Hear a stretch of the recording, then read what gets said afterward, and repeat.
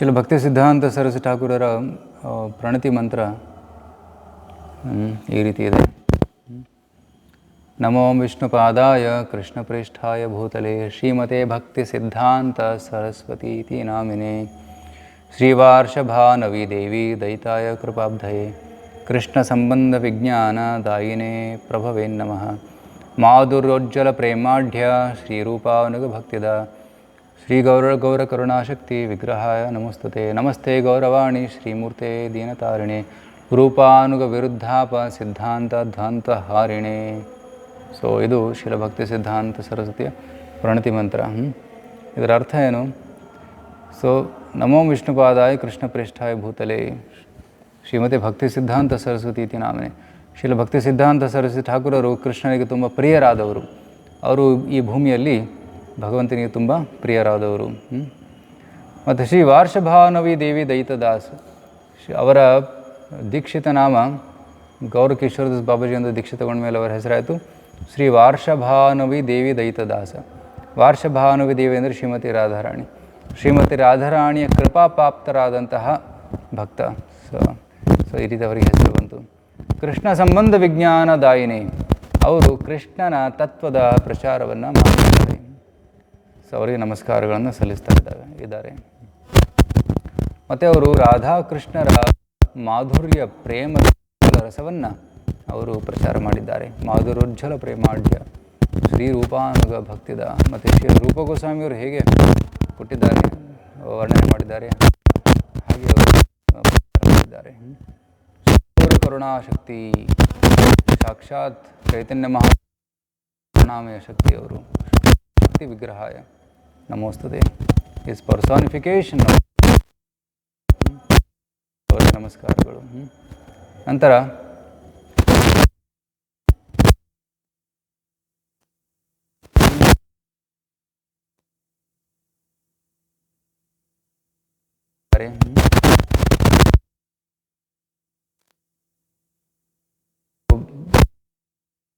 ಪ್ರಚಾರ.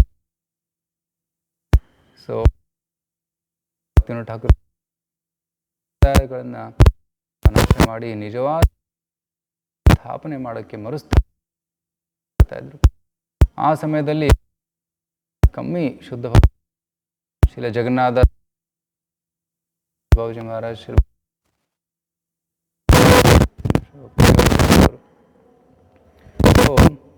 ಆದ ಕಾರಣ ಭಕ್ತಿ ಠಾಕೂರವರು ಜಗನ್ನಾಥಪುರಲ್ಲಿ ಪ್ರಾರ್ಥನೆ ಮಾಡ್ತಾರೆ. ಜಗನ್ನಾಥನಿಗೆ ದಯವಿಟ್ಟು ಯಾರನ್ನಾದರೂ ಕಳಿಸು, ಐ ನೀಡ್ ಸಮ್ ಅಸಿಸ್ಟೆನ್ಸ್ ಅಂತ ಪ್ರಾರ್ಥನೆ ಮಾಡಿದಾಗ ಭಗವಂತನ ಕೃಪಾರೂಪವಾಗಿ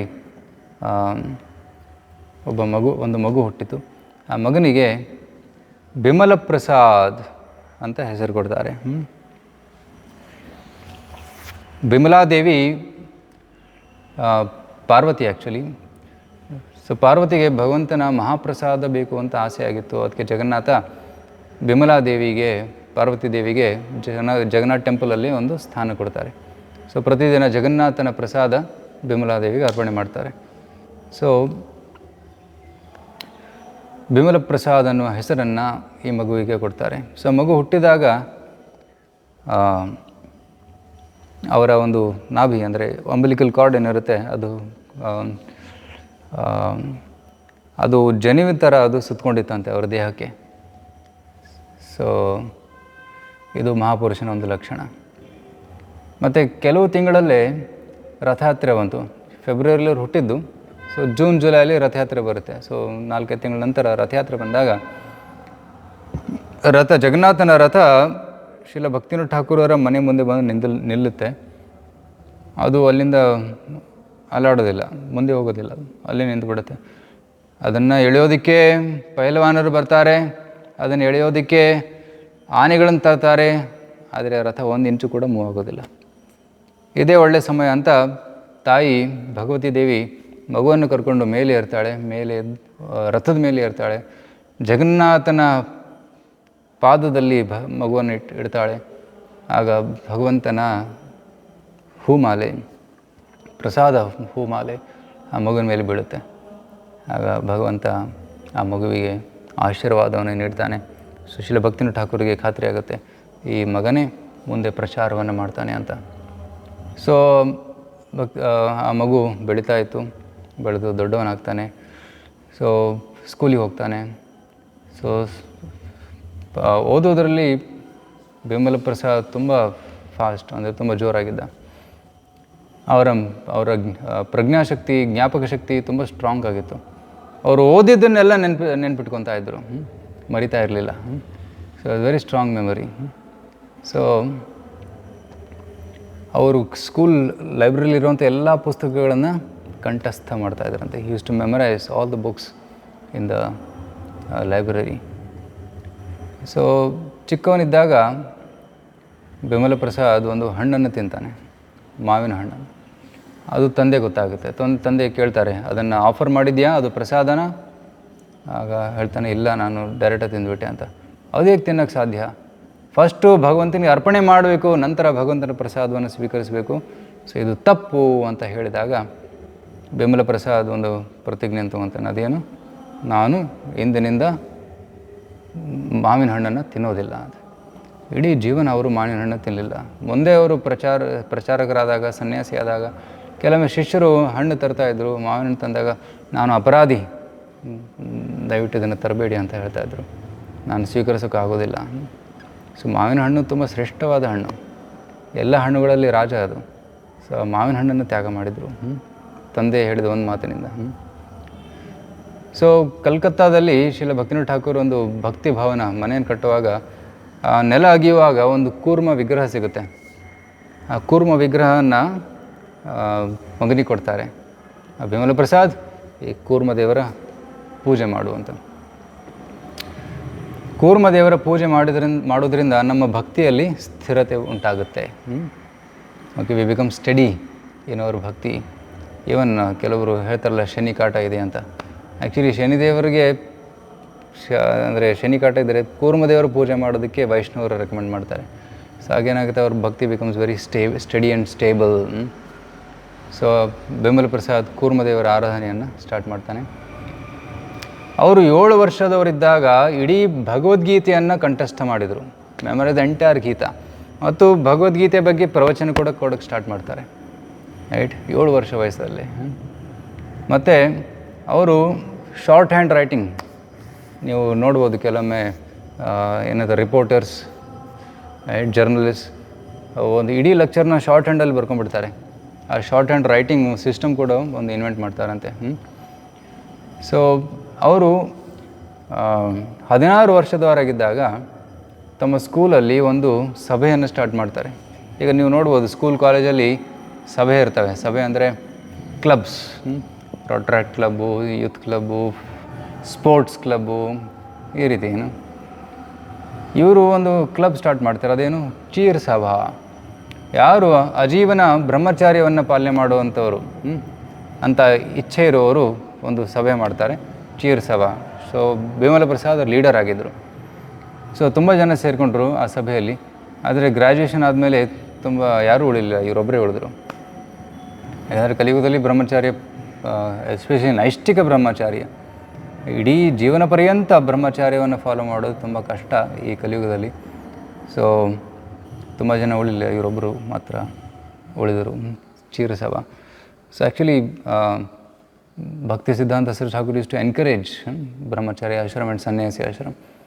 ರೈಟ್, ಅವರು ಸನ್ಯಾಸ ಮತ್ತು ಬ್ರಹ್ಮಚಾರ್ಯಕ್ಕೆ ತುಂಬ ಹೆಚ್ಚು ಒತ್ತು ಕೊಡ್ತಾಯಿದ್ರು, ಇಂಪಾರ್ಟೆನ್ಸ್ ಕೊಡ್ತಾಯಿದ್ರು. ಆದ ಕಾರಣ ಅವರ ಗೌಡಿಯ ಮಠದಲ್ಲಿ 64 ಮಠಗಳು ಸ್ಟಾರ್ಟ್ ಮಾಡ್ತಾರೆ ನಂತರ.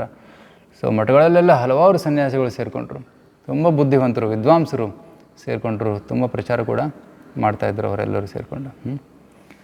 ಸೊ ಅವರು 21 ವರ್ಷದ ವಯಸ್ಸಿನಲ್ಲಿ ಒಂದು ಗ್ರಂಥವನ್ನು ಬರೀತಾರೆ, ಸೂರ್ಯ ಸಿದ್ಧಾಂತ. ಸಂಸ್ಕೃತದಲ್ಲಿರುವಂಥ ಈ ಗ್ರಂಥವನ್ನು ಬೆಂಗಾಲಿ ಭಾಷೆಗೆ ಅನುವಾದ ಮಾಡಿ ಅದನ್ನು ಬರೆದಾಗ ಕಲ್ಕತ್ತಾ ಯೂನಿವರ್ಸಿಟಿ ಅವರು ಒಂದು ಆಫರ್ ಕೊಡ್ತಾರೆ, ಇವರಿಗೆ ಇಷ್ಟು ಬುದ್ಧಿವಂತರಿದ್ದೀರ ನೀವು, ನಮ್ಮ ಆಸ್ಟ್ರಾಲಜಿ ಡಿಪಾರ್ಟ್ಮೆಂಟ್ HOD ಆಗಿ ನೀವು ಅಂತ. ಆಗ ಭಕ್ತಿ ಸಿದ್ಧಾಂತ ಸರಸ್ವತಿ ಬೆಂಬಲ ಪ್ರಸಾದನ ತಿರಸ್ಕರಿಸ್ತಾರೆ, ನನಗೆ ಬೇಡ, ಯಾಕೆಂದರೆ ನಾನು ಹೆಚ್ಚು ವಿದ್ವಾಂಸನಾದರೆ, ಸರ್ಟಿಫಿಕೇಟ್ ಪಡ್ಕೊಂಡ್ರೆ, ಡಿಗ್ರಿ ಪಡ್ಕೊಂಡ್ರೆ ದುಡ್ಡು ಸಂಪಾದನೆ ಮಾಡು ಅಂತ ಹೇಳ್ತಾರೆ. ನನ್ನ ಇಚ್ಛೆ ಪ್ರಚಾರ ಕಾರ್ಯವನ್ನು ಬೆಳೆಸಬೇಕು ಅಂತ. ಸೊ ನಾನು ದುಡ್ಡು ಸಂಪಾದನೆ ಮಾಡಿ ಸ್ಟಾರ್ಟ್ ಮಾಡಿದರೆ ಮದುವೆ ಆಗು ಅಂತಾರೆ, ಮತ್ತು ಸಂಸಾರದಲ್ಲಿ ಸಿಕ್ಕಿಬೀಳ್ತೀನಿ, ಅದಕ್ಕೆ ನಾನು ಸರ್ಟಿಫಿಕೇಟ್ ಸ್ವೀಕಾರ ಮಾಡೋದಿಲ್ಲ ಮತ್ತು ನಾನು ಯಾವುದೇ ವೃತ್ತಿಯನ್ನು ಸ್ವೀಕರಿಸೋದಿಲ್ಲ ಅಂತ ಅವರು ರಿಜೆಕ್ಟ್ ಮಾಡಿಬಿಡ್ತಾರೆ. ಸೊ ಆಗ ಬಿಮಲ ಪ್ರಸಾದ್ ತಮ್ಮ ತಂದೆಗೆ ಹೆಲ್ಪ್ ಮಾಡ್ತಾಯಿದ್ರು, ತಂದೆಯ ಪ್ರಚಾರ ಕಾರ್ಯದಲ್ಲಿ ಹೆಲ್ಪ್ ಮಾಡ್ತಾಯಿದ್ರು. ಆಗ ಒಂದು ದಿನ ಬಿಮಲ ಪ್ರಸಾದ್ ಕೇಳ್ತಾರೆ, ನನಗೆ ಗುರು ಬೇಕು, ಗುರು ಇಲ್ಲದೆ ನನ್ನ ಜೀವನ ವ್ಯರ್ಥ. ತಂದೆ ಕೇಳ್ತಾರೆ, ನಾನು ಯಾರನ್ನು ಗುರುವಾಗಿ ಸ್ವೀಕರಿಸಲಿ ಅಂತ. ಆಗ ತಂದೆ ಭಕ್ತಿನಾಥ ಠಾಕೂರ್ ಹೇಳ್ತಾರೆ, ಇಲ್ಲಿ ಮಹಾನ್ ವೈಷ್ಣವರಿದ್ದಾರೆ, ಶ್ರೀಲ ಗೌರ್ ಕಿಶೋರದಾಸ್ ಬಾಬಾಜಿ ಮಹಾರಾಜ್, ಅವರನ್ನು ಗುರುವಾಗಿ ಸ್ವೀಕರಿಸಿ ಅಂತ. ಹೌದಾ ಅಂತ ಅವರು ಒಪ್ಕೊತಾರೆ. ಹೋಗಿ ಗೌರ್ ಕಿಶೋರದಾಸ್ ಬಾಬಾಜಿ ಮಹಾರಾಜ್ಗೆ ಬೇಡ್ಕೊತಾರೆ, ದಯವಿಟ್ಟು ನನ್ನನ್ನು ಶಿಷ್ಯನಾಗಿ ಸ್ವೀಕರಿಸಿ ಅಂತ. ಆಗ ಗೌರ್ ಕಿಶೋರದಾಸ್ ಬಾಬಾಜಿ ಮಹಾರಾಜ್ ಹೇಳ್ತಾರೆ, ನಾನು ತುಂಬ ಪತಿತ ಜೀವ, ನಾನು ಇಲ್ಲಿವರೆಗೂ ಯಾರನ್ನೂ ಶಿಷ್ಯನಾಗಿ ಸ್ವೀಕರಿಸಿಲ್ಲ. ಸೊ ನಿನ್ನನ್ನು ಹೇಗೆ ಸ್ವೀಕರಿಸಿ, ನಾನು ಸ್ವೀಕರಿಸೋದಿಲ್ಲ, ಹೋಗು ಇಲ್ಲಿಂದ ಅಂತಾರೆ. ಸೊ ಬಿಮಲ ಪ್ರಸಾದ್ ಹೋಗ್ತಾರೆ, ಮತ್ತೆ ಬರ್ತಾರೆ ನೆಕ್ಸ್ಟ್ ಡೇ, ಮತ್ತೆ ಬೇಡ್ಕೊತಾರೆ, ದಯವಿಟ್ಟು ನನ್ನನ್ನು ಶಿಷ್ಯನಾಗಿ ಸ್ವೀಕರಿಸಿ, ನನಗೆ ನಿಮ್ಮ ಕೃಪೆಯನ್ನು ಕೊಡಿ ಅಂತ. ಇಲ್ಲ ಅಂತಾರೆ, ಪದೇ ಪದೇ ಬಂದರೂ ಇಲ್ಲ ಅಂತಾರೆ. ಸೊ ಫೈನಲಿ ಒಂದಿನ ಗೌರ್ ಕಿಶೋರ್ ಬಾಬಾಜಿ ಅವರು ಹೇಳ್ತಾರೆ, ನೀನು ನಾಳೆ ಬಾ, ನಾನು ಗೌರಂಗ ಮಹಾಪ್ರಭುಗೆ ಕೇಳಿ ಹೇಳ್ತೀನಿ ಅಂತ. ಸೊ ಮರುದಿನ ಬಂದಾಗ ಕೇಳ್ತಾರೆ, ಗೌರಂಗ ಮಹಾಪ್ರಭು ಏನು ಹೇಳಿದರು? ಆಗ ಗೌರ್ ಕಿಶೋರ್ ಬಾಬಾಜಿ ಮಹಾರಾಜ್ ಹೇಳ್ತಾರೆ, ಗೌರಂಗ ಮಹಾಪ್ರಭು ಮಾತಾಡಿದೆ, ಆದರೆ ನಿನ್ನ ಬಗ್ಗೆ ಮಾತಾಡಲಿಲ್ಲ, ನಾಳೆ ಬಾ ಅಂತ ಮತ್ತೆ ಪೋಸ್ಟ್ಪೋನ್ ಮಾಡ್ತಾಯಿದ್ರು. ಸೊ ಭಕ್ತಿ ಸಿದ್ಧಾಂತ ಸರಸ್ವತಿ ಠಾಕೂರ್ ಅಫ್ಕೋರ್ಸ್ ಬಿಮಲ ಪ್ರಸಾದ್ಗೆ ತುಂಬ ದುಃಖ ಆಗುತ್ತೆ. ಗುರುಗಳು ನನ್ನನ್ನು ಸ್ವೀಕರಿಸ್ತಾ ಇಲ್ಲ, ನಾನು ಅಯೋಗ್ಯ, ನಾನು ಇಂಥ ಪಾಪಿ, ಈ ಜೀವನವೇ ವ್ಯರ್ಥ, ನಾನು ಯಾಕೆ ಜೀವಿಸಬೇಕು, ನಾನು ಗಂಗಾ ನದಿಯಲ್ಲಿ ಜಿಗಿದು ನನ್ನ ಪ್ರಾಣ ತ್ಯಾಗ ಮಾಡ್ತೀನಿ ಅಂತ ವಿಚಾರ ಬಂದಾಗ ಗೌರ್ ಕಿಶೋರ್ ಅವರು ಕರೀತಾರೆ, ಬಾ ಇಲ್ಲಿ, ನಾನು ಪರೀಕ್ಷೆ ಮಾಡ್ತಾಯಿದ್ದೆ, ನೀನು ಪರೀಕ್ಷೆಯನ್ನು ಪಾಸಾಗಿದ್ದೀಯಾ, ನಿನಗೆ ದೀಕ್ಷೆಯನ್ನು ಕೊಡ್ತೀನಿ, ಸ್ನಾನ ಮಾಡ್ಕೊಂಡು ಬಾ ಅಂತಾರೆ. ಸೊ ಗಂಗಾ ನದಿಯಲ್ಲಿ ಸ್ನಾನ ಮಾಡ್ಕೊಂಡು ಬಂದಾಗ ಗೌರ್ ಕಿಶೋರ್ ಬಾಬಾಜಿ ಮಹಾರಾಜರು ಅವರಿಗೆ ದೀಕ್ಷೆ ಮಂತ್ರವನ್ನು ಕೊಡ್ತಾರೆ. ಮಂತ್ರವನ್ನು ಕೊಟ್ಟು ದೀಕ್ಷಾ ನಾಮವನ್ನು ಕೂಡ ಕೊಡ್ತಾರೆ. ಆಗ ಅವರ ಹೆಸರಾಯಿತು ಶ್ರೀ ವಾರ್ಷಭಾನವಿ ದೇವಿ ದಯಿತದಾಸ, ಶ್ರೀಮತಿ ರಾಧಾರಾಣಿಯ ಕೃಪಾಪಾಪ್ತರಾದಂತಹ ಭಕ್ತ ಅಂತ ಒಂದು ಹೆಸರನ್ನು ಕೊಡ್ತಾರೆ. ಅವರಿಗೆ ತುಂಬ ಸಂತೋಷ ಆಯಿತು. So Bimala Prasad become very happy. So ಗುರುಗಳ ಆದೇಶವನ್ನು ಗುರುಗಳು ಹೇಳ್ತಾರೆ, ನೀವು ಪ್ರಚಾರ ಮಾಡಬೇಕು ಅಂತ. ಆಗ ವಾರ್ಷಭಾನಿ ದೇವಿ ದಯಿತದಾಸ್ ಅವರು ಯೋಚನೆ ಮಾಡ್ತಾರೆ, ನಾನು ತುಂಬ ಅಶುದ್ಧ, ವೆರಿ ಇಂಪ್ಯೂರ್, ನನ್ನ ಹೃದಯದಲ್ಲಿ ಎಷ್ಟೊಂದು ಅನರ್ಥಗಳಿವೆ, ಸೊ ನಾನು ಪವಿತ್ರನಾಗಬೇಕು, ಸೊ ಅದಕ್ಕೆ ಫಸ್ಟ್ ನಾನು ಚಾಂಟಿಂಗ್ ಮಾಡಬೇಕು ಚೆನ್ನಾಗಿ ಅಂತ. ಸೊ ಅವರು ಶತಕೋಟಿ ನಾಮ, 1 ಬಿಲಿಯನ್ ನೇಮ್ಸ್. ಸೊ ಪ್ರತಿದಿನ ಸುಮಾರು 192 ಮಾಲೆ ಮಾಡಿದರೆ 10 ವರ್ಷದಲ್ಲಿ ಕಂಪ್ಲೀಟ್ ಆಗುತ್ತೆ, ಅಂಥ ವ್ರತವನ್ನು ತೊಗೊತಾರೆ. ಸೊ 1901ರಿಂದ 1910ರವರೆಗೂ ಅವರು ಈ ಶತಕೋಟಿ ನಾಮ ಯಜ್ಞವನ್ನು ಮಾಡ್ತಾರೆ. ಹಗಲು ರಾತ್ರಿ ಜಪ ಮಾಡ್ತಾಯಿದ್ರು, ದಿನಕ್ಕೆ 1 ಸಲ ಊಟ ಮಾಡ್ತಾಯಿದ್ರು ಅಷ್ಟೇ, ಮತ್ತು ಇಡೀ ದಿನ ಕೂತ್ಕೊಂಡು ಜಪ ಮಾಡ್ತಾಯಿದ್ರು, ನೆಟ್ಟೆ ಕೂತ್ಕೋತಾಯಿದ್ರು. Very strictly he was chanting Hare Krishna Krishna Krishna Hare Hare Hare Rama Rama Rama Rama Hare. ಮಳೆ ಬಂದರೂ ಕೂಡ ಛತ್ರಿ ಹಿಡ್ಕೊಂಡು ಕೂತ್ಕೊಂಡು ಜಪ ಮಾಡ್ತಾಯಿದ್ರು. ಡಿಟರ್ಮಿನೇಷನ್. ಸೊ ತನ್ನ ಶಿಷ್ಯನ ದೃಢವ್ರತವನ್ನು ನೋಡಿ ಗೌರ್ ಕಿಶೋರದಾಸ್ ಬಾಬಾಜಿ ಮಹಾರಾಜ್ ಒಮ್ಮೆ ಹೇಳ್ತಾರೆ, ನನ್ನ ಶಿಷ್ಯ ನೋಡು, ಶ್ರೀಲ ರಘುನಾಥ್ ಗೋಸ್ವಾಮಿಯ ಒಂದು ವೈರಾಗ್ಯ ಇವನಲ್ಲಿದೆ ಅಂತ. ಶ್ರೀ ರಘುನಾಥ್ ದಾಸ್ ಗೋಸ್ವಾಮಿ ತುಂಬ ವೈರಾಗ್ಯ ಪುರುಷರಾಗಿದ್ದರು, ರೈಟ್ ವೈರಾಗ್ಯ ವಿದ್ಯಾ ನಿಜಭಕ್ತಿ ಯೋಗ ಸ್ವಂತ ವೈರಾಗ್ಯ ಪುರುಷರಾಗಿದ್ದರು. ಸೊ ಅವರ ಒಂದು ವೈರಾಗ್ಯ ನನ್ನ ಶಿಷ್ಯನಲ್ಲಿ ಮೂಡಿದೆ ಅಂತ ಅವರು ಹೇಳ್ತಾಯಿದ್ರು. ಸೊ ಈ ರೀತಿ ಗುರುಗಳು ಕೂಡ ತನ್ನ ಶಿಷ್ಯನ ಒಂದು ಮಹಿಮೆಯನ್ನು ವರ್ಣನೆ ಮಾಡ್ತಾಯಿದ್ರು. ಸೊ ಈ ರೀತಿ ಅವರು ಪ್ರಿಪೇರ್ ಆಗೋಕ್ಕೆ ಸ್ಟಾರ್ಟ್ ಮಾಡ್ತಾರೆ. ಸೊ ಒಂದು ದಿನ ಏನಾಯಿತು, ಒಮ್ಮೆ ಒಂದು ಡಿಬೇಟ್ ಸ್ಟಾರ್ಟ್ ಆಗುತ್ತೆ, ವೈಷ್ಣವರು ದೊಡ್ಡವರು ಅಥವಾ ಬ್ರಾಹ್ಮಣರು ದೊಡ್ಡವರು ಅಂತ. ಕೆಲವರು ಬ್ರಾಹ್ಮಣರು ಹೇಳ್ತಾ ಇದ್ರು ನಾವೇ ದೊಡ್ಡವರು, ವೈಷ್ಣವ ಹೇಳ್ತಾ ಇದ್ರು ನಾವು ವೈಷ್ಣವರು ದೊಡ್ಡವರು ಅಂತ. ಸೊ ಈ ರೀತಿ ಒಂದು ವಿವಾದ ಸ್ಟಾರ್ಟ್ ಆಯಿತು. ಶ್ರೀಲ ಭಕ್ತಿನಾಥ ಠಾಕೂರರಿಗೆ ಆಮಂತ್ರಣ ಬಂತು. ನೀವು ಬಂದು ಇದು ವಿವಾದವನ್ನು ಬಗೆಹರಿಸಿ ಅಂತ. ಆದರೆ ಭಕ್ತಿನಾಥ್ ಠಾಕೂರ್ಗೆ ಅವ್ರಿಗೆ ತುಂಬ ವಯಸ್ಸಾಗಿತ್ತು. So very very old. ಅವ್ರು ಹೋಗೋಕೆ ಆಗಲಿಲ್ಲ.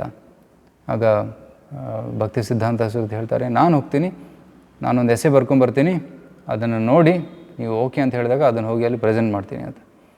ಸೊ ಆಗ ಭಕ್ತಿ ಸಿದ್ಧಾಂತ ಸರಸ್ವತಿ ಒಂದು ಎಸೆ ಬರ್ಕೊಂಬರ್ತಾರೆ, ಎಲ್ಲ ಪಾಯಿಂಟ್ಸ್ ಬರ್ಕೊಂಬರ್ತಾರೆ. ಆಗ ಡಿಬೇಟಿಗೆ ಹೋಗೋಕ್ಕೆ ರೆಡಿ ಆಗ್ತಾರೆ. ಸೊ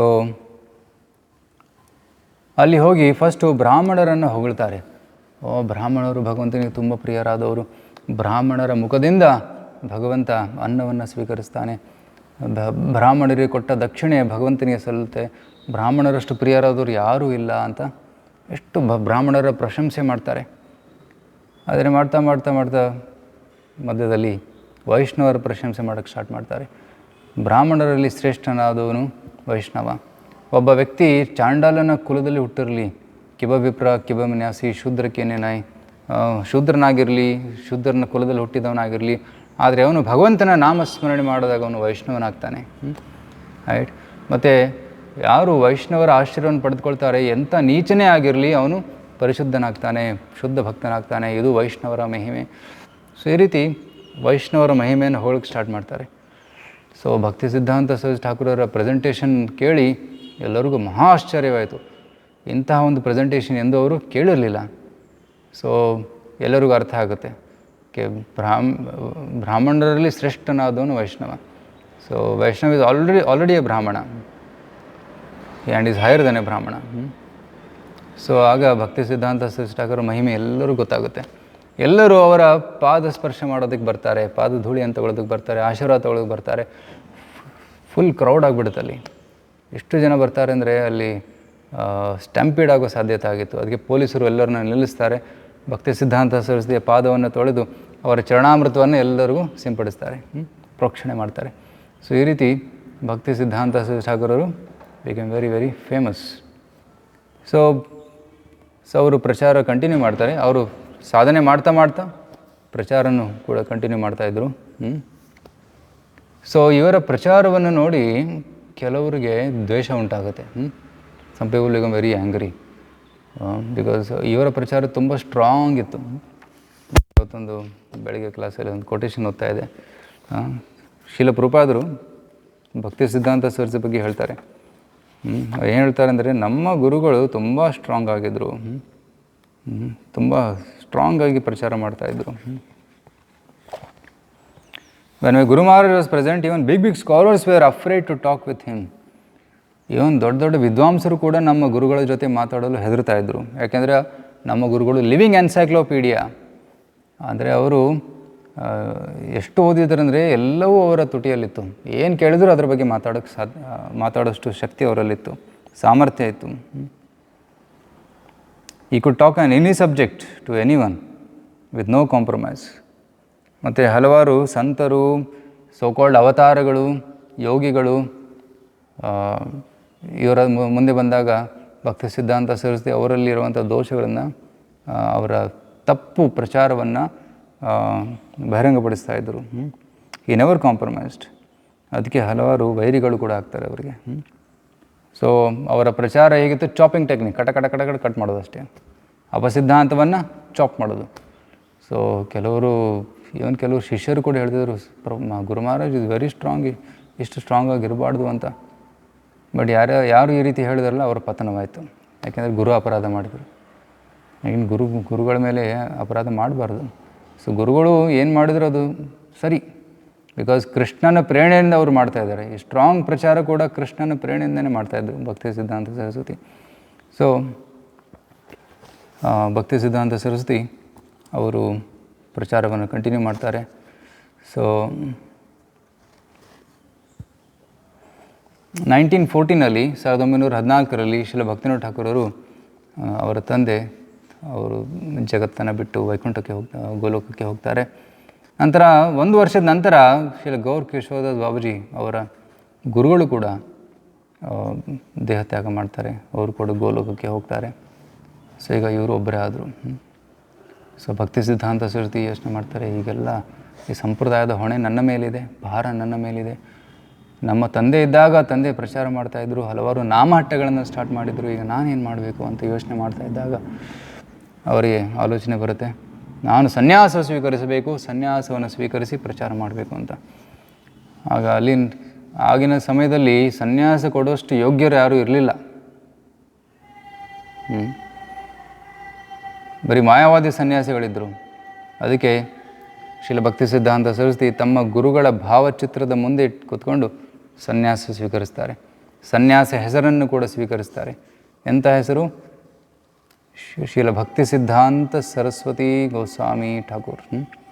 ಸೊ ಈ ರೀತಿ ಹೆಸರನ್ನು ಅವರು ಸ್ವೀಕರಿಸ್ತಾರೆ. ಸಿದ್ಧಾಂತ ಸರಸ್ವತಿ ಅಂತ ಟೈಟ್ಲ್ ಆಲ್ರೆಡಿ ಅವ್ರಿಗಿತ್ತು. ಯಾವಾಗ ಅವರು ಸೂರ್ಯ ಸಿದ್ಧಾಂತ ಗ್ರಂಥವನ್ನು ಬರೆದ್ರಲ್ಲ, ಆಗ ಯೂನಿವರ್ಸಿಟಿಯಿಂದ ವಿದ್ವಾಂಸರು ಅವರಿಗೆ ಸಿದ್ಧಾಂತ ಸರಸ್ವತಿ ಅಂತ ಟೈಟಲ್ ಕೊಟ್ಟಿದ್ದರು. ಸೊ ಅವರು ಅದರ ಮುಂದೆ ಭಕ್ತಿ ಅಂತ ಆ್ಯಡ್ ಮಾಡ್ತಾರೆ. ಸೊ ಭಕ್ತಿ ಸಿದ್ಧಾಂತ ಸರಸ್ವತಿ ಅಂತ ಅವ್ರ ಹೆಸರಾಯಿತು. ಇವರು ಸನ್ಯಾಸ ಸ್ವೀಕರಿಸಿದಾಗ ಇವರ ವಯಸ್ಸು 44 ವರ್ಷ ಆಗಿತ್ತು, 44 ಇಯರ್ಸ್. ಸೊ ಸುಮಾರು ವರ್ಷ ಭಜನೆ ಮಾಡಿದರು. ಆದರೆ ಈಗ ಪ್ರಚಾರ ಮಾಡುವ ನಿರ್ಧಾರವನ್ನು ಮಾಡ್ತಾರೆ.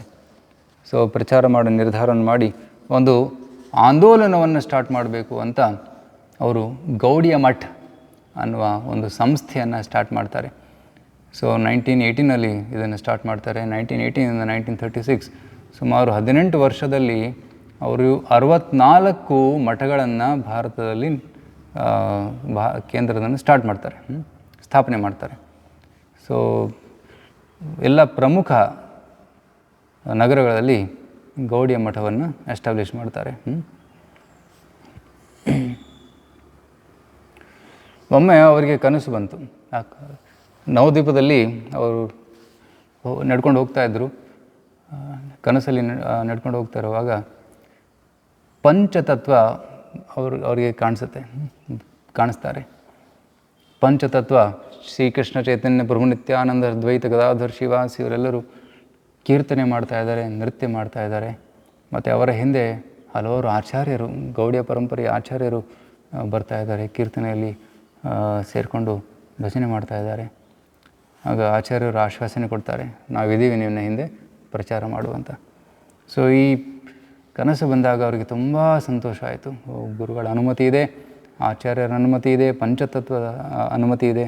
ಸೊ ನಾನು ಪ್ರಚಾರ ಮಾಡಬೇಕು ಅಂತ ಅವರು ಮಾಯಾಪುರದಿಂದ ಕಲ್ಕತ್ತಾಗೆ ಶಿಫ್ಟ್ ಆಗಿ ಕಲ್ಕತ್ತಾದಲ್ಲಿ ಉಲ್ಟಾದಂಗ ಜಂಕ್ಷನ್ ಅನ್ನುವ ಪ್ಲೇಸಲ್ಲಿ ಅವರು ಒಂದು ಕೇಂದ್ರವನ್ನು ಸ್ಟಾರ್ಟ್ ಮಾಡ್ತಾರೆ. ಆ ಉಲ್ಟಾದಂಗ ಜಂಕ್ಷನಲ್ಲಿ ಅವರನ್ನು ಮೀಟ್ ಆಗೋದಕ್ಕೆ ಹಲವಾರು ಜನ ಬರ್ತಾಯಿದ್ರು. ಬಂದು ಅವರಿಗೆ ಇವನ್ ನೇತಾಜಿ ಸುಭಾಷ್ ಚಂದ್ರ ಬೋಸ್, ಮದನ್ ಮೋಹನ್ ಮಾಲ್ವೀಯ, ಪ್ರಸಿದ್ಧ ಜನರು ಬಂದು ಭೇಟಿ ಆಗ್ತಾಯಿದ್ರು. ಸೊ ಈ ರೀತಿ ಅವರು ಅಲ್ಲಿ ಪ್ರಚಾರ ಮಾಡ್ತಾಯಿದ್ದಾಗ ಒಮ್ಮೆ ಅಭಯ್ ಚರಣ್, ನಮ್ಮ ಶಿಲಪ್ರಭುಪಾದರು ಅಲ್ಲಿ ಹತ್ತಿರದಲ್ಲಿ ಓಡಾಡ್ತಾಯಿದ್ರು ತಮ್ಮ ಸ್ನೇಹಿತರ ಜೊತೆ. ಆಗ ಸ್ನೇಹಿತ ಹೇಳ್ತಾನೆ, ಇಲ್ಲಿ ಬಾ, ಹತ್ತಿರದಲ್ಲಿ ಒಬ್ಬ ಒಳ್ಳೆ ಸಂತರಿದ್ದಾರೆ, ಅವರನ್ನು ಮೀಟ್ ಆಗೋಣ ಅಂತ.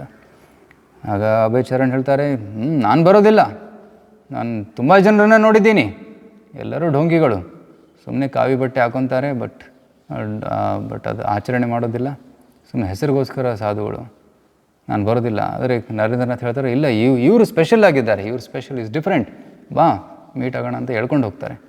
ಹೇಳ್ಕೊಂಡು ಹೋಗಿ ಉಲ್ಟಾದಂಗ ಜಂಕ್ಷನ್ ಮೇಲೆ ಮಾಡಿ ಮೇಲೆ ಪ್ರವಚನ ನಡೀತಾ ಇತ್ತು. ಆ ಪ್ರವಚನದಲ್ಲಿ ಗುರುಗಳು ಪ್ರವಚನ ಕೊಡ್ತಾಯಿದ್ರು. ಸುಮಾರು ಜನ ಕೂತಿದ್ರು, ಒಂದು 20 ಜನ ಕೂತಿದ್ರು. ಆಗ ಅಭಯ್ ಮತ್ತು ಅವರ ಫ್ರೆಂಡ್ ನರೇಂದ್ರನಾಥ್ ಅವರಿಬ್ಬರು ನಮಸ್ಕಾರ ಮಾಡಿ ನೀವು ತಲೆ ಎತ್ತೇ ಇರಲಿಲ್ಲ. ಗುರುಗಳು ಹೇಳ್ತಾರೆ, ನೀವು ಒಳ್ಳೆ ಇಂಗ್ಲೀಷ್ ಮಾತಾಡ್ತೀರಾ, ನೀವು ಯುವಕರು, ಯಾಕೆ ನೀವು ಇಂಗ್ಲೀಷ್ ಭಾಷೆಯಲ್ಲಿ ನಮ್ಮ ಧರ್ಮದ ಪ್ರಚಾರ ಮಾಡ್ತಾಯಿಲ್ಲ ಅಂತ ಕೇಳ್ತಾರೆ. ಆಗ ಅಭಯ್ ಚರಣ್ ಹೇಳ್ತಾರೆ, ನಾವು ಈಗ ಬ್ರಿಟಿಷರ ಆಡಳಿತದಲ್ಲಿದ್ದೀವಿ, ಫಸ್ಟ್ ಸ್ವರಾಜ್ಯ ಬೇಕು, ನಂತರ ನಾವು ಪ್ರಚಾರ ಮಾಡ್ಬೋದು ಅಂತ. ಗುರುಗಳು ಹೇಳ್ತಾರೆ, ಇಲ್ಲ, ಫಸ್ಟು ಪ್ರಚಾರ. ಯಾಕೆಂದರೆ ರಾಷ್ಟ್ರ ಬದಲಾಗ್ತಾ ಇರುತ್ತೆ, ಅಂದರೆ ರಾಷ್ಟ್ರದ ಆಡಳಿತ ಬದಲಾಗ್ತಾ ಇರುತ್ತೆ. ಮೊದಲು ಮುಘಲರು ಆಡಳಿತ ಮಾಡ್ತಾಯಿದ್ರು, ಬ್ರಿಟಿಷರು ಆಡಳಿತ ಮಾಡ್ತಾಯಿದ್ದಾರೆ, ಮುಂದೆ ಯಾರೋ ಬರ್ತಾರೆ. ಆದರೆ ಈ ಜಗತ್ತಿನ ಸ್ಥಿತಿ ಬದಲಾಗೋದಿಲ್ಲ. ಈ ಜಗತ್ತಿನಲ್ಲಿ ಸ್ಥಿತಿ ಏನು? ಜನ್ಮ ಮೃತ್ಯು ಜರ ವ್ಯಾಧಿ, ನಾಲ್ಕನ್ನು ಬಿಟ್ಟರೆ ಮತ್ತೇನಿದೆ ಈ ಜಗತ್ತಿನಲ್ಲಿ?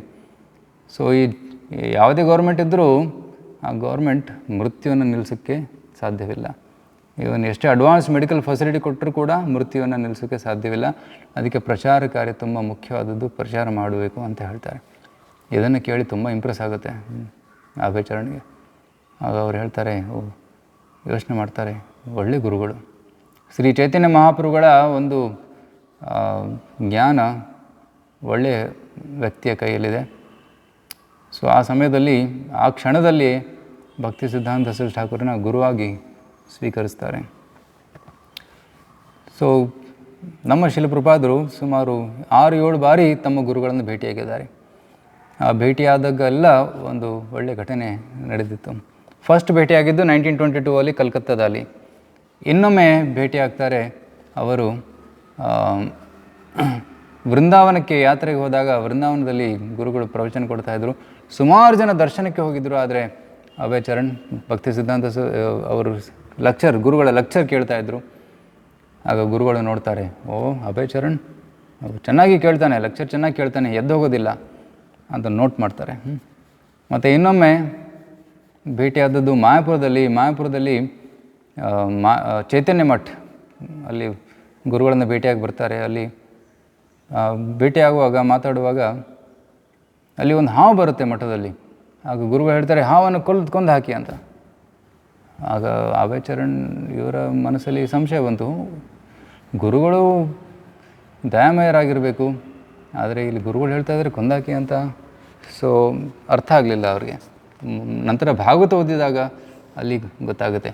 ಮೋದೇತ ಸಾಧುರಪಿ ವೃಶ್ಚಿಕ ಸರ್ಪ ಹತ್ಯಾ. ಯಾವಾಗ ವೃಶ್ಚಿಕ ಚೇಳು ಮತ್ತು ಹಾವನ್ನು ಸಾಯಿಸ್ತಾರೆ, ಆಗ ಸಂತರಿಗೂ ಕೂಡ ಸಂತೋಷ ಆಗುತ್ತೆ ಅಂತ. ಯಾಕಂದರೆ ಈ 2 ಪ್ರಾಣಿಗಳು ಬೇರೆಯವರಿಗೆ ತೊಂದರೆ ಕೊಡ್ತವೆ, ಕಾರಣವಿಲ್ಲದೆ ತೊಂದರೆ ಕೊಡ್ತಾರೆ. ಅದಕ್ಕೆ ಆ 2 ಪ್ರಾಣಿಗಳು ಕೊಂದರೆ ಕೂಡ ಏನು ದೋಷ ಇಲ್ಲ, ಸಂತರಿಗೆ ಆನಂದವಾಗುತ್ತೆ ಅಂತ. ಸೊ ಇದು 3ನೇ ಬಾರಿ ಭೇಟಿಯಾಗಿದ್ದು. ನೆಕ್ಸ್ಟ್ ಟೈಮ್ ಇನಿಷಿಯೇಷನ್ ಟೈಮಲ್ಲಿ ದೀಕ್ಷೆ ತಗೊಂಡಾಗ ಅವರಿಗೆ ಹೆಸರು ಬರುತ್ತೆ, ಅಭಯಚರಣ ಅರವಿಂದ ದಾಸ್ ಅಂತ. ಇನ್ನೊಮ್ಮೆ ಭೇಟಿಯಾಗಿದ್ದು ರಾಧಾಕುಂಡದಲ್ಲಿ ಭೇಟಿಯಾದಾಗ ಗುರುಗಳು ಹೇಳ್ತಾರೆ, ನನಗೆ ತುಂಬ ಟೆನ್ಷನ್ ಆಗಿದೆ. ಯಾಕೆಂದರೆ ಗೌಡಿಯ ಮಠ್, ಬಾಗ್ ಬಜಾರ್ ಗೌಡಿಯ ಮಠ್ ಕಟ್ಟಿದ್ದೀನಿ, ಮಾರ್ಬಲ್ದಿಂದ ಕಟ್ಟಿದ್ದೀನಿ. ಆದರೆ ಈಗ ನನ್ನ ಶಿಷ್ಯರು ಕಿತ್ತಾಡ್ತಾ ಇದ್ದಾರೆ, ನನಗೆ ಈ ರೂಮ್ ಬೇಕು, ನನಗೆ ಯಾವ ರೂಮ್ ಬೇಕು. ಸನ್ಯಾಸಿಗಳು ಅವರೆಲ್ಲ ವಿರಕ್ತರು, ಆದರೆ ಗಂಗಾ ಫೇಸಿಂಗ್ ರೂಮ್ ಬೇಕು ಅಂತ ಜಗಳ ಆಡ್ತಾ ಇದ್ದಾರೆ. ಯಾಕಾದರೂ ಕಟ್ಟಿದೆ ನಾನು, ಎಲ್ಲ ಮಾರ್ಬಲ್ ತೆಗೆದು ಮಾರಿ ಪುಸ್ತಕ ಪ್ರಿಂಟ್ ಮಾಡೋದು ಉತ್ತಮ ಅಂತ ಹೇಳ್ತಾರೆ. ಆಗ ನಮ್ಮ ಶಿಲಪ್ರಭಾದ್ರ ಕಡೆ ತಿರುಗಿ ಹೇಳ್ತಾರೆ, ಅಭಯ್, ನಿನಗೆ ದುಡ್ಡು ಬಂದಾಗ, ನಿನ್ನ ಹತ್ರ ದುಡ್ಡಿದ್ರೆ ದಯವಿಟ್ಟು ಪುಸ್ತಕ ಪ್ರಿಂಟ್ ಮಾಡು, ಅದನ್ನು ವಿತರಣೆ ಮಾಡು ಅಂತ ಹೇಳ್ತಾರೆ. ಸೊ ನಮ್ಮ ಶಿಲಪ್ರಭಾದ್ರಿಗೆ 2 ಆದೇಶ ಸಿಕ್ಕಿತ್ತು. ಒಂದು ಇಂಗ್ಲೀಷಲ್ಲಿ ಪ್ರಚಾರ ಮಾಡು, ಇನ್ನೊಂದು ಗ್ರಂಥಗಳನ್ನು ಬರಿಬೇಕು ಇಂಗ್ಲೀಷಲ್ಲಿ ಅಂತ. ಸೊ 2 ಆದೇಶಗಳನ್ನು ನಮ್ಮ ಶಿಲಪ್ರಭಾದರು ತುಂಬ ಕೇರ್ಫುಲ್ಲಾಗಿ ಅದನ್ನು ಫುಲ್ಫಿಲ್ ಮಾಡ್ತಾರೆ. ರೈಟ್. ಸೊ ನಂತರ ಭಕ್ತಿ ಸಿದ್ಧಾಂತ ಸರಸ್ವತಿ ಠಾಕೂರರು ಹಲವಾರು ಪತ್ರಿಕೆಗಳನ್ನು ಸ್ಟಾರ್ಟ್ ಮಾಡ್ತಾರೆ. ಆ್ಯಕ್ಚುಲಿ ಬಾಗ್ ಬಜಾರ್ ಗೌಡಿಯ ಮಠ ಎದುರುಗಡೆನೇ DTS ಮುಂದೆನೇ, ವಿಗ್ರಹ ಮುಂದೆನೇ ಸ್ವಲ್ಪ ದೂರದಲ್ಲಿ ಒಂದು ಪ್ರಿಂಟಿಂಗ್ ಮಷಿನ್ ಕೂಡ ಖರೀದಿ ಮಾಡ್ತಾರೆ. ಆಗಿನ ಸಮಯದಲ್ಲಿ ಲೇಟೆಸ್ಟ್ ಪ್ರಿಂಟಿಂಗ್ ಮಷಿನ್ ಯುರೋಪಿಂದ ಇಂಪೋರ್ಟ್ ಮಾಡಿಕೊಂಡು ತಂದು ಪ್ರಿಂಟಿಂಗ್ ಮಾಡ್ತಾಯಿದ್ರು. ಸೊ ನದಿಯ ಪ್ರಕಾಶ ಮತ್ತು ಹಾರ್ಮೋನಿಸ್ಟ್ ಅಂತ ಈ ರೀತಿ ಹಲವಾರು ಡೈಲಿ ಮ್ಯಾಗಝಿನ್ಸ್ ಮತ್ತು ಮಂತ್ಲಿ ಮ್ಯಾಗಝಿನ್ಸ್ನ ಪ್ರಿಂಟ್ ಮಾಡ್ತಾಯಿದ್ರು. Sajjana Toshani, Nadiya Prakash, harmonist, the Gaudiya, the Bhagavat, the Paramarthi, the Kirtan, ಈ ರೀತಿ ಹಲವಾರು ಮ್ಯಾಗಝಿನ್ಸ್ನ ಅವರು ಪ್ರಿಂಟ್ ಮಾಡ್ತಾಯಿದ್ರು. ಸುಮಾರು 108 ಕಾದಂಬರಿಗಳನ್ನ, ಎಸ್ಸೆಗಳನ್ನು ಬರೆದಿದ್ದಾರೆ ಮತ್ತು ಗ್ರಂಥಗಳನ್ನು ಬರೆದಿದ್ದಾರೆ. ಮತ್ತು ಭಾಗವತ, ಚೈತನ್ಯ ಚರಿತಾಮೃತ, ಚೈತನ್ಯ ಭಾಗವತದ ಟೀಕೆಯನ್ನು ಕೂಡ ಬರೆದಿದ್ದಾರೆ. ಸೊ ಈ ರೀತಿ ಹಲವಾರು ಪುಸ್ತಕಗಳನ್ನು ರಚನೆ ಮಾಡಿದ್ದಾರೆ. ಮತ್ತು ಅವರು ಪ್ರಚಾರಕ್ಕೋಸ್ಕರ ಹಲವಾರು ಕಡೆ ಸುತ್ತಾಡಿದ್ದಾರೆ. ಕುರುಕ್ಷೇತ್ರ, ಮಾಯಾಪುರ, ಪಟ್ನಾ, ಅಲಹಾಬಾದ್, ಬನಾರಸ್, ಢಾಕಾ, ರೈಟ್. ಸೊ ಆಗಿನ ಕಾಲದಲ್ಲಿ ಬಾಂಗ್ಲಾದೇಶ್, ಢಾಕಾ ಕೂಡ ಭಾರತದ ಭಾಗವಾಗಿತ್ತು. ಸೊ ಇಲ್ಲೆಲ್ಲ ಡಯಾರಾಮಾ ಎಕ್ಸಿಬಿಷನ್ಸ್ ಕೂಡ ಮಾಡಿದರು. ಡಯಾರಾಮಾ ಎಕ್ಸಿಬಿಷನ್ಸ್ ಮಾಡಿ ಕೃಷ್ಣನ ಲೀಲೆಗಳ ಪ್ರದರ್ಶನವನ್ನು ಮಾಡಿದರು, ರೈಟ್. ನವದೀಪ್ ಮಂಡಲ್ ಪರಿಕ್ರಮ ಮತ್ತು ಈಗ ನಡೀತಲ್ಲ ಗೌರ ಪೂರ್ಣಿಮೆ ಹತ್ರ ನವದೀಪ್ ಮಂಡಲ ಪರಿಕ್ರಮ ಆ್ಯಕ್ಚುಲಿ ಸ್ಟಾರ್ಟ್ ಮಾಡಿದ್ದು ಶ್ರೀಲ ಭಕ್ತಿ ಸಿದ್ಧಾಂತ ಸರಸ್ವತಿ. ಮತ್ತು ವ್ರಜಮಂಡಲ ಪರಿಕ್ರಮ 84 ಕ್ರೋಸ್ ವ್ರಜಮಂಡಲ ಪರಿಕ್ರಮ ಕೂಡ ಶ್ರೀಲ ಭಕ್ತಿ ಸಿದ್ಧಾಂತ ಸರಸ್ವತಿ ಅವರೇ ಸ್ಟಾರ್ಟ್ ಮಾಡಿದ್ದು. ಸೊ ಭಕ್ತಿ ಸಿದ್ಧಾಂತ ಸರಸ್ವತಿ ಹೆಚ್ಚು ಕೀರ್ತನೆ ಮತ್ತು ಕಥಾ ಮಾಡಬೇಕು ಅಂತ ಹೇಳ್ತಾಯಿದ್ರು. ಸೊ ಮೃದಂಗ ಬಾರಿಸಿದರೆ ಕೆಲವು ಮೀಟ್ರ್ ದೂರ ಮಾತ್ರ ಕೇಳಿಸುತ್ತೆ, ಆದರೆ ಪುಸ್ತಕ ಪ್ರಿಂಟ್ ಮಾಡಿದರೆ ಅದು ತುಂಬ ದೂರ ಹೋಗುತ್ತೆ. ಅದಕ್ಕೆ ಪುಸ್ತಕ ವಿತರಣೆ ಬೃಹದ್ ಮೃದಂಗ ಅಂತ ಹೇಳ್ತಾಯಿದ್ರು. ಬೃಹದ್ ಮೃದಂಗ, ಬಿಗ್ ಮೃದಂಗ. ಮತ್ತು ಭಕ್ತಿ ಸಿದ್ಧಾಂತ ಠಾಕೂರರು ಯುಕ್ತ ವೈರಾಗ್ಯವನ್ನು ಪರಿಪಾಲನೆ ಮಾಡ್ತಿದ್ರು. ಯುಕ್ತ ವೈರಾಗ್ಯ ಅಂದರೆ ಏನು? ಎಲ್ಲದನ್ನು ಭಗವಂತನ ಸೇವೆಯಲ್ಲಿ ತೊಡಗಿಸುವುದು. ನಮ್ಮ ಸ್ವಾರ್ಥಕ್ಕೆ ಬಳಸಿದ್ರೆ ಅದು ವೈರಾಗ್ಯವಲ್ಲ, ಅದು ಭೋಗ. ಅದನ್ನು ತ್ಯಾಗ ಮಾಡಿದರೆ ಅದು ಫಲ್ಗು ವೈರಾಗ್ಯ. ಆದರೆ ಆ ವಸ್ತುವನ್ನು ಭಗವಂತನ ಸೇವೆಯಲ್ಲಿ ತೊಡಗಿಸಿದಾಗ ಅದು ಯುಕ್ತ ವೈರಾಗ್ಯ. ಸೊ ಉದಾಹರಣೆಗೆ ನಾವೀಗ ಲ್ಯಾಪ್ಟಾಪ್ ಯೂಸ್ ಮಾಡ್ತಾಯಿದ್ದೀವಿ, ಝೂಮ್ ಕಾಲ್ ಮಾಡೋದಕ್ಕೆ, ಕ್ಲಾಸ್ ಕೇಳೋದಕ್ಕೆ, ಅಥವಾ ಯೂಟ್ಯೂಬ್ ಯೂಸ್ ಮಾಡ್ತೀವಿ, ಫೋನ್ಸ್ ಯೂಸ್ ಮಾಡ್ತೀವಿ. ಅದರಲ್ಲಿ ಕೃಷ್ಣ ಕಥೆಯನ್ನು ಮಾಡಿದರೆ ಅದು ಯುಕ್ತ ವೈರಾಗ್ಯ. ಆದರೆ ಅದನ್ನು ನಮ್ಮ ಸ್ವಾರ್ಥಕ್ಕಾಗಿ ಬಳಸಿದರೆ ಅದು ಭೋಗ. ಸೊ ಯುಕ್ತ ವೈರಾಗ್ಯ ಭಕ್ತಿ ಸಿದ್ಧಾಂತ ಠಾಕೂರು ಪಾಲಿಸ್ತಾಯಿದ್ರು. ಅವರ ಹತ್ರ ಕಾರ್ ಇತ್ತು ಆ ಸಮಯದಲ್ಲಿ, ಪ್ರಿಂಟಿಂಗ್ ಪ್ರೆಸ್ ಇತ್ತು. ಸೊ ಎಲ್ಲ ಅಡ್ವಾನ್ಸ್ ಟೆಕ್ನಾಲಜಿ, ಅಡ್ವಾನ್ಸ್ ಟೆಕ್ನಿಕ್ಸನ್ನು ಅವರು ಯೂಸ್ ಮಾಡಿದರು ಪ್ರಚಾರಕ್ಕೋಸ್ಕರ. ಮತ್ತು ಅಪಸಂಪ್ರದಾಯದ ವಿರುದ್ಧ ತುಂಬ ಸ್ಟ್ರಾಂಗ್ ಆಗಿ ಪ್ರಚಾರ ಕೂಡ ಮಾಡ್ತಾಯಿದ್ರು. ಸೊ ಇನ್ನೊಂದು ಕಥೆಯನ್ನು ಹೇಳಿ ನಾನು ನನ್ನ ಕ್ಲಾಸಿಗೆ ವಿರಾಮ ಕೊಡ್ತೀನಿ. ನಂತರ ಯಾರಾದರೂ ಪ್ರಶ್ನೆಗಳಿದ್ರೆ ಕೇಳ್ಬೋದು. ಸೊ 1935ರಲ್ಲಿ ನಮ್ಮ ಶಿಲಪ್ರಭುಪಾದರು ಒಂದು ಲೆಟರ್ ಬರೀತಾರೆ. ಏನು ಲೆಟರ್ ಅದು? ನಾನು ಗೃಹಸ್ಥನು, ನಾನು ಮನೆಯಲ್ಲಿದ್ದೀನಿ. ಓಕೆ, ನಾನು ನಿಮ್ಮ ವ್ಯಕ್ತಿಗತ ಸೇವೆ ಮಾಡೋಕ್ಕೆ ಆಗ್ತಾಯಿಲ್ಲ. ಆದರೆ ನಿಮ್ಮ ಮಠದಲ್ಲಿ ಹಲವಾರು ಸನ್ಯಾಸಿಗಳಿದ್ದಾರೆ, ಹಲವಾರು ಬ್ರಹ್ಮಚಾರಿಗಳಿದ್ದಾರೆ, ಅವರೆಲ್ಲ ನಿಮ್ಮ ಸೇವೆ ಮಾಡ್ತಾಯಿದ್ದಾರೆ. ನಾನು ಕೆಲವೊಮ್ಮೆ ನಿಮ್ಗೆ ಡೊನೇಷನ್ ಕೊಡ್ತಾಯಿದ್ದೀನಿ. ಆದರೆ ನಾನು ಹೇಗೆ ನಿಮ್ಮ ಸೇವೆ ಮಾಡಲಿ? Please tell me, is there any particular service I can do? ಏನಾದರೂ ಸರ್ವಿಸ್ ಇದ್ದರೆ, ಸೇವೆ ಇದ್ದರೆ ದಯವಿಟ್ಟು ಹೇಳಿ ಅಂತ ನಮ್ಮ ಶಿಲಪ್ರಭುಪಾದರು ಡಿಸೆಂಬರ್ 1936 ಲೆಟರ್ ಬರೀತಾರೆ. ಡಿಸೆಂಬರ್ 1936 ಭಕ್ತಿ ಸಿದ್ಧಾಂತ ಸರಸ್ವತಿ ಠಾಕೂರರು ಆಗ ಜಗನ್ನಾಥ್ಪುರಿಯಲ್ಲಿದ್ದರು, ಪುರುಷೋತ್ತಮ್ ಗೌಡಿಯ ಮಠದಲ್ಲಿದ್ದರು. ಆಗ ಲೆಟರ್ ಬರೀತಾರೆ. 2 ವಾರಗಳ ನಂತರ ಒಂದು ರಿಪ್ಲೈ ಬರುತ್ತೆ. ರಿಪ್ಲೈಲಿ ಏನು ಬರುತ್ತೆ? ರಿಪ್ಲೈಲಿ ನಾನು ಕನ್ನಡದಲ್ಲಿ ಅನುವಾದ ಮಾಡಿ ಹೇಳ್ತೀನಿ. ನನಗೆ ತುಂಬ ಪೂರ್ಣ ವಿಶ್ವಾಸವಿದೆ, ನೀನು ಇಂಗ್ಲೀಷ್ ಭಾಷೆಯಲ್ಲಿ ನಮ್ಮ ಗೌಡಿಯ ತತ್ವ ಮತ್ತು ನಮ್ಮ ಆರ್ಗ್ಯುಮೆಂಟ್ಸ್, ತರ್ಕವನ್ನು ನೀನು ಇಂಗ್ಲೀಷಲ್ಲಿ ಪ್ರದರ್ಶನ ಮಾಡಬಹುದು. ಯಾರಿಗೆ ನಮ್ಮ ಗೌಡಿಯ ಸಿದ್ಧಾಂತ ತಿಳಿದಿಲ್ವೋ ಅವರಿಗೆ ನೀನು ಇಂಗ್ಲೀಷಲ್ಲಿ ತಿಳಿಸ್ಬೋದು ಅಂತ ನನಗೆ ಪೂರ್ಣ ವಿಶ್ವಾಸವಿದೆ. ಇಂಗ್ಲೀಷಲ್ಲಿ ಪ್ರಚಾರ ಮಾಡೋದ್ರಿಂದ ನಿನಗೂ ಒಳ್ಳೆಯದಾಗುತ್ತೆ, ನಿನ್ನ ಮಾತನ್ನು ಕೇಳೋರು ಕೂಡ ಒಳ್ಳೆಯದಾಗುತ್ತೆ. ರೈಟ್? ಸೊ ನನ್ನ ಆಸೆ ಇದೆ, ಅದೇನು? ನೀನು ನಿನ್ನನ್ನು ಇಂಗ್ಲೀಷ್ ಪ್ರಚಾರಕನಾಗಿ ರೆಡಿಯಾಗು. ರೈಟ್?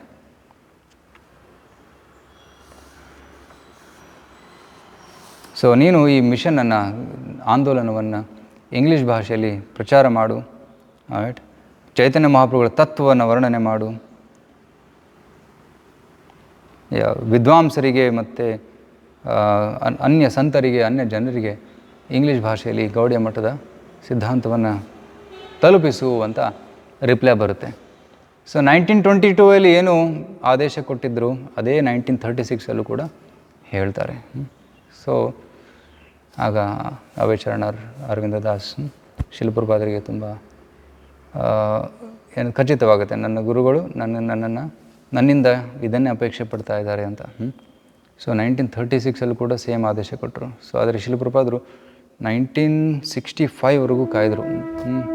ಸುಮಾರು 30 ವರ್ಷ ಕಾಯ್ದರು, ರೆಡಿ ಆಗ್ತಾಯಿದ್ರು. ಆದರೆ ಗುರುಗಳ ಆದೇಶವನ್ನೆಂದು ಮರೀಲಿಲ್ಲ. ನನ್ನ ಗುರುಗಳು ಹೇಳಿದ್ದಾರೆ, ನಾನು ಮಾಡಲೇಬೇಕು, ಸೂಕ್ತವಾದ ಸಮಯದಲ್ಲಿ ಮಾಡ್ತೀನಿ ಅನ್ನೋ ಒಂದು ಆತ್ಮವಿಶ್ವಾಸ ಅವರಲ್ಲಿತ್ತು. ಸೊ 1965 ಶ್ರೀಮದ್ ಭಾಗವತವನ್ನು ಮುದ್ರಿಸಿ ಪ್ರಿಂಟ್ ಮಾಡಿ ಅವರು ಅಮೆರಿಕಕ್ಕೆ ಹೋಗಿ ಪ್ರಚಾರ ಮಾಡ್ತಾರೆ. ರೈಟ್? ಸೊ 1936 ಡಿಸೆಂಬರಲ್ಲಿ ಇದಾದದ್ದು. ಸೊ January 1st,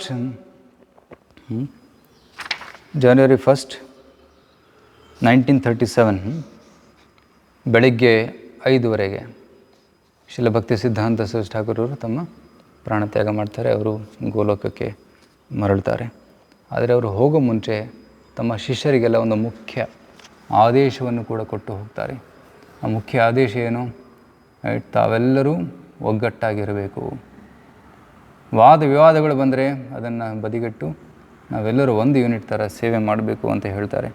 ನಾವು ರೂಪ ಮತ್ತು ರಘುನಾಥ್ ಗೋಸ್ವಾಮಿಯರ ಪಾದದಲ್ಲಿ ನಾವು ಒಂದು ಕಣದ ಥರ, ಪಾದದಲ್ಲಿ ಧೂಳಿ ಕಣ, ನಾವು ಅವರ ಸೇವೆಯನ್ನು ಮಾಡಬೇಕು. ಎಲ್ಲರೂ ಒಟ್ಟಿಗೆ ಸೇವೆ ಮಾಡಬೇಕು. ಜಗಳ ಆಡಬಾರ್ದು ಅಂತ ಹೇಳ್ತಾರೆ. ಕೆಲವು ಭಕ್ತರ ಮಧ್ಯೆ ಕೂಡ ಜಗಳ ಸ್ಟಾರ್ಟ್ ಆಗುತ್ತೆ. ನನಗೆ ಪವರ್ ಬೇಕು, ಪೋಸ್ಟ್ ಬೇಕು ಅಂತ. ಜಗಳ ಆಡಬೇಡಿ.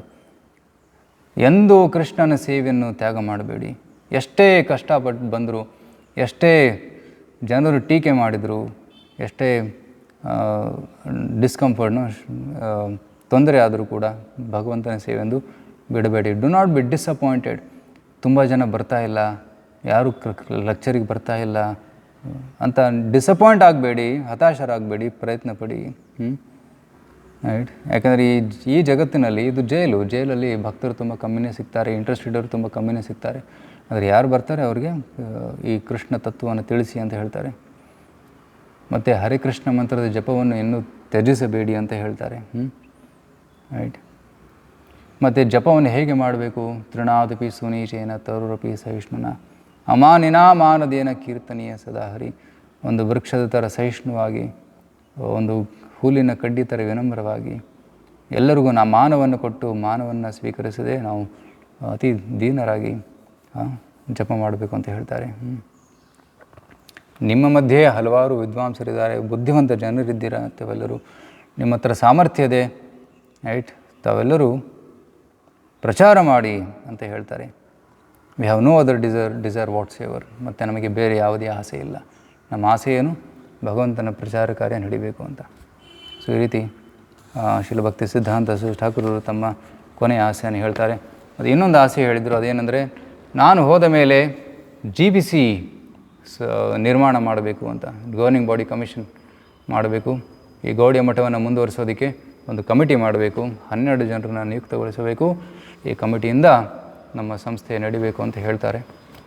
ಸೊ ಆದರೆ ದುರ್ಭಾಗ್ಯವಶವಾಗಿ ಶಿಷ್ಯರು, ಆಗಿನ ಸಮಯದ ವರಿಷ್ಠ ಶಿಷ್ಯರು ಇದನ್ನು ಸೀರಿಯಸ್ ಆಗಿ ತಗೊಳ್ಳಿಲ್ಲ.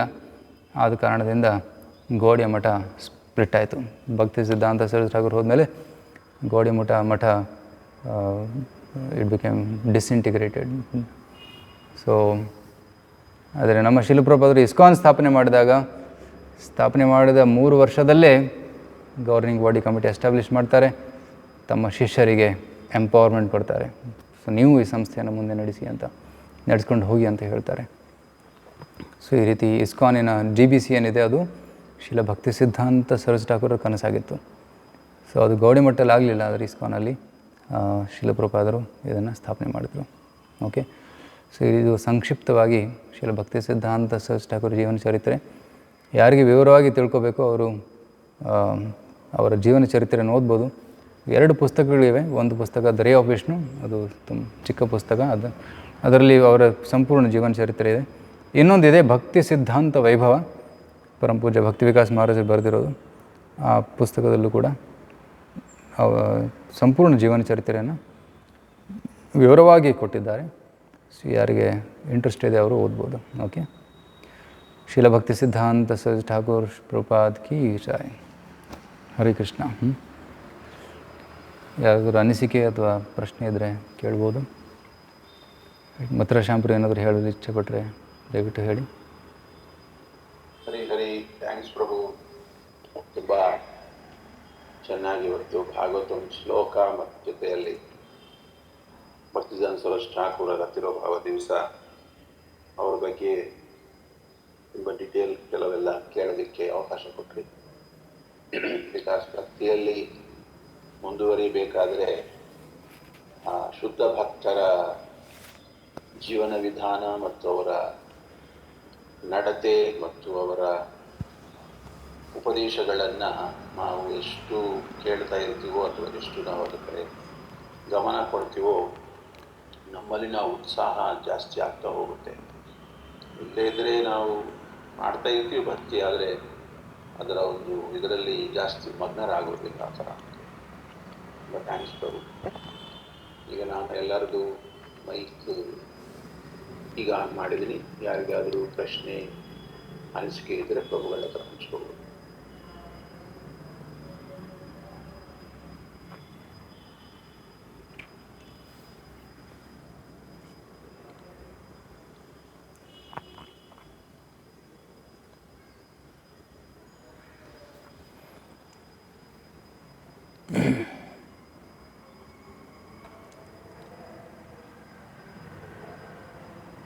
ಹರೇ ಕೃಷ್ಣ ಪ್ರಭು. ಹರೇ ಕೃಷ್ಣ ಪ್ರಭು ದಂಡವತ್ ಪ್ರಣಾಮ್ ಪ್ರಭು. ಹಾಂ ಪ್ರಣಾಮ ಮಾತಾಜಿ. ಪ್ರಭು ನಾವು ಶ್ರೀ ಶೀಲ ಪ್ರಭುಪಾದರು ಗುರುಗಳು ಅಂತ ಮಾತ್ರ ತಿಳ್ಕೊಂಡಿದ್ವಿ. ಇಷ್ಟೊಂದು ಅವರು ಹೀಗೆಲ್ಲ ಭಕ್ತಿ ಸೇವೆಯಲ್ಲಿ ತೊಡಗಿಸ್ಕೊಂಡು ನಮಗೆ ಅಂದರೆ ಸ್ವಲ್ಪ ಸ್ವಲ್ಪ ಗೊತ್ತಿತ್ತು ಪ್ರಭು. ಬಟ್ ನಿಮ್ಮಿಂದ ತುಂಬ ವಿಷಯಗಳು ತಿಳ್ಕೊಂಡ್ವಿ. ತುಂಬ ತುಂಬ ಧನ್ಯವಾದಗಳು ಪ್ರಭು. ಹರೇ ಕೃಷ್ಣ ದಂಡವತ್ ಪ್ರಣಾಮ್. ಹರೇ ಕೃಷ್ಣ. Thank you Mataji. ಹರೇ ಕೃಷ್ಣ ಪ್ರಭು ದಂಡವತ್ ಪ್ರಣಾಮ್. ಹಾಂ ಶೋಭಾ ಮಾತಾಜಿ. ಶ್ರೀಲ ಭಕ್ತ ಸಿದ್ಧಾಂತ ಸ್ವಾಮಿಗಳ ವಿಷಯ ಏನೇನು ಗೊತ್ತಿರಲಿಲ್ಲ ಪ್ರಭು. ತುಂಬಾ ಚೆನ್ನಾಗಿ ವಿವರವಾಗಿ ತಿಳಿಸ್ಕೊಟ್ಟಿದ್ರ.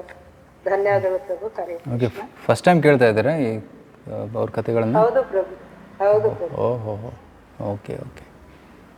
Thank you Prabhu. ಹರೇ ಕೃಷ್ಣ. ಹರೇ ಕೃಷ್ಣ.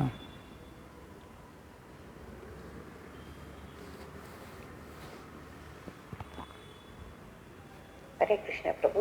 ಹರೇ ಕೃಷ್ಣ. ತುಂಬ ನನಗೂ ಏನು ಇಷ್ಟೆಲ್ಲ ಗೊತ್ತೇ ಇರಲಿಲ್ಲ. ತುಂಬ ಚೆನ್ನಾಗಿ ತಿಳಿಸ್ಕೊಟ್ರಿ Prabhu. So much. Hare Krishna. Actually Bhakti Siddhanta sirs ಬಗ್ಗೆ ಒಳ್ಳೆ ಸೆಮಿನಾರೇ ಮಾಡ್ಬೋದು, ಅಷ್ಟೊಂದಿದೆ ಅವ್ರ ಬಗ್ಗೆ ಹೇಳೋದಕ್ಕೆ. ಸೊ ಅವರ ಪ್ರಚಾರಗಳು, ಅವರ ಬರೆದ ಕೃತಿಗಳು ತುಂಬ ಸಾಕಷ್ಟಿದೆ. ಮೇ ಬಿ ಯಾವಾಗಾದ್ರೂ ಒಮ್ಮೆ ಸೀರೀಸೇ ಮಾಡ್ಬೋದು, ಲೈಫ್ ಆಫ್ ಭಕ್ತಿ ಸಿದ್ಧಾಂತ ಸರಸ್ವತಿ ಸಿಂಹಗುರು series. Thank you so much Prabhu. Hare Krishna.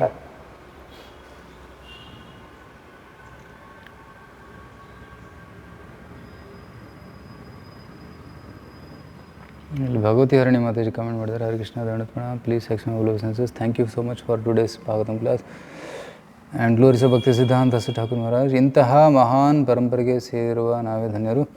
Shri ಭಕ್ತಿ ಸಿದ್ಧಾಂತ ದಾಸ ಠಾಕೂರ್ ಮಹಾರಾಜರಿಗೆ ಅವರ ಗುರುಗಳು ವಾರ್ಷಭಾವನಿ ದೇವಿ ದಯಿತ ದಾಸ್ ಎಂದು ಹೆಸರು ಕೊಟ್ಟರು. ಆದರೆ ಅವರಿಗೆ ಶ್ರೀಲ ಭಕ್ತಿ ಸಿದ್ಧಾಂತ ದಾಸ ಠಾಕೂರ್ ಎಂಬ ಹೆಸರು ಯಾವಾಗ ಬಂತು? ಅವರೇ ಸನ್ಯಾಸ ತಗೊಂಡಾಗ ಸನ್ಯಾಸ ನಾಮ, ದೀಕ್ಷಿತ ನಾಮ ಶ್ರೀ ವಾರ್ಷಭಾವನಿ ದೇವಿ ದಯಿತ ದಾಸ್.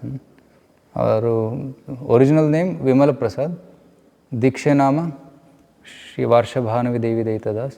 ಸೊ 1918ರಲ್ಲಿ ಯಾವಾಗ ಸನ್ಯಾಸ ಸ್ವೀಕರಿಸಿದರು, ಅವರು ಭಕ್ತಿ ಸಿದ್ಧಾಂತ ಸರಸ್ವತಿ ಅಂತ ಹೆಸರು ತಗೊಂಡ್ರು. ಆ ಹೆಸರಲ್ಲಿ ಸಿದ್ಧಾಂತ ಸರಸ್ವತಿ ಅನ್ನೋ ಟೈಟಲ್ ಅವರಿಗೆ ಆಲ್ರೆಡಿ ವಿದ್ವಾಂಸರು ಕೊಟ್ಟಿದ್ದರು. ಯಾಕೆಂದರೆ ಅವರು ಒಂದು ಗ್ರಂಥ ಬರೆದಿದ್ರಲ್ಲ, ಸೂರ್ಯ ಸಿದ್ಧಾಂತ ಗ್ರಂಥ. ಸೊ ಅದಕ್ಕೆ ಅದರ ಪ್ರಶಂಸೆ ರೂಪದಲ್ಲಿ ಸಿದ್ಧಾಂತ ಸರಸ್ವತಿ ಹೆಸರಿತ್ತು ಅವ್ರಿಗೆ. ಸೊ ಅದರ ಮುಂದೆ ಭಕ್ತಿ ಸಿದ್ಧಾಂತ ಸರಸ್ವತಿ ಅಂತ ಹೆಸರು ತೊಗೊತಾರೆ. ಅವರು ಖುದ್ದಾಗಿ ಸ್ವೀಕರಿಸಿದ್ದು. Okay okay. ಹರೇ ಕೃಷ್ಣ.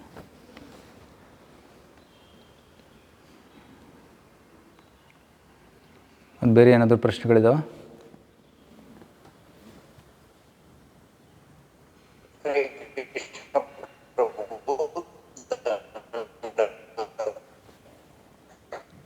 ಸಾಧನಾ ಸಿದ್ಧಪುರ, ನಿಮ್ಮ ವಾಯ್ಸ್ ಬ್ರೇಕ್ ಆಗ್ತಾ ಇದೆ.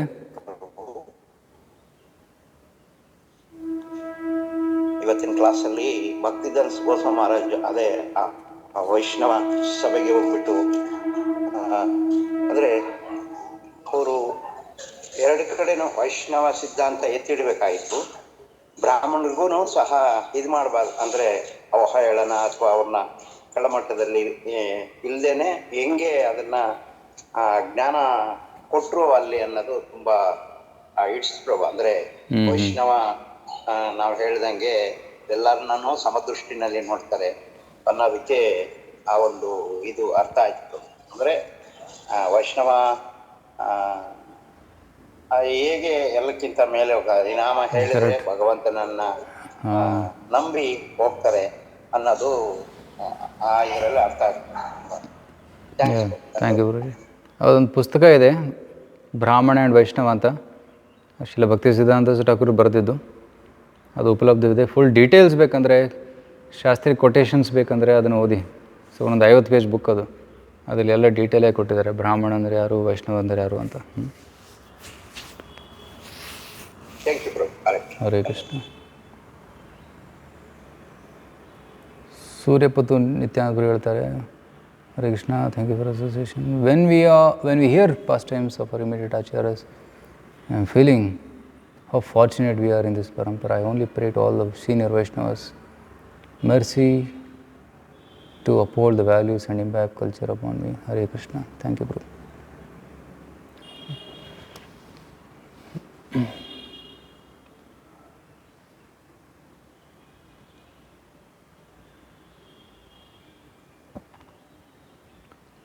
Any other comments?